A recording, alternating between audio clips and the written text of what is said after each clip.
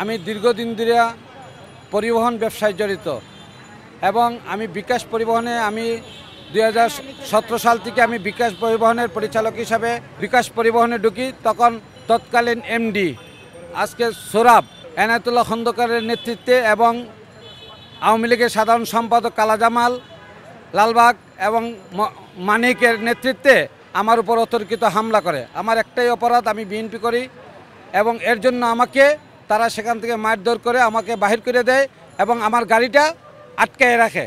দীর্ঘ 1 মাস পরে 17 সালে শাহবাগ থানা পুলিশের নেতৃত্ব দিয়ে আমি আমার গাড়ি পরিত্যক্ত অবস্থায় উদ্ধার করে নিয়ে আসি। এরপর যখনই আমি যাই তখন আমার তো শেয়ারের পরিচালক তো দূরের কথা, আমাকে দাঁড়াইতেই দেয় না। স্যান্ডেলিনা সো, রূপচর্চায় আভিজাত্য।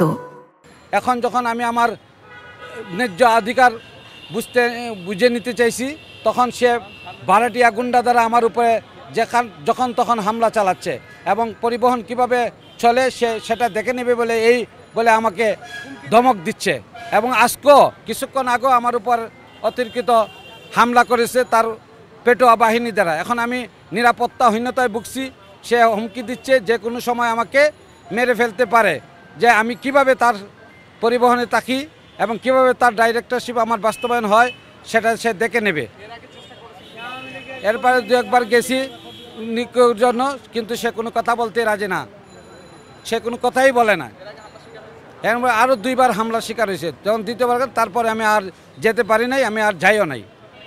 এখন আমি আমার পরিবহনের মালিকানা বুঝে নিতে চাইছি তখন সে বিভিন্নভাবে আওয়ামী লীগের যুবলীগের আনোয়ার, কাউসার, শ্রমিক লীগের হারুন, সৌরভ সব ভাড়াটিয়া গুন্ডা দ্বারা আমার উপরে বারবার হামলা করছে। লালবাগ থানায় আমরা গেলাম, তখনও সে আর বসার কথা বলে থানায় যায় নাই।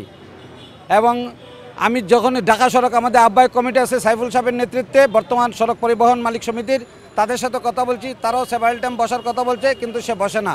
সে এদিক ওদিক ঘোরায় এবং গুন্ডাদের অতর্কিত হামলা চালায় এবং আমার ড্রাইভার হেল্পারদের মারধর করে। এখন আমি আমার পরিবহনের মালিকানা এবং পরিবহন সুন্দরভাবে মালিকদের নিয়ে পরিচালনা করার জন্য গতকালকে আশুলিয়ায় আমরা মালিক শ্রমিকরা বসছি এবং আমরা গাড়ি পরিচালনা করছি। আজকে যখন এখানে আসলাম সে তার লোকজন দিয়ে অতিরিক্ত আমার উপরে হামলা করে। এখন আমি আমার মালিকানা ফেরত চাই।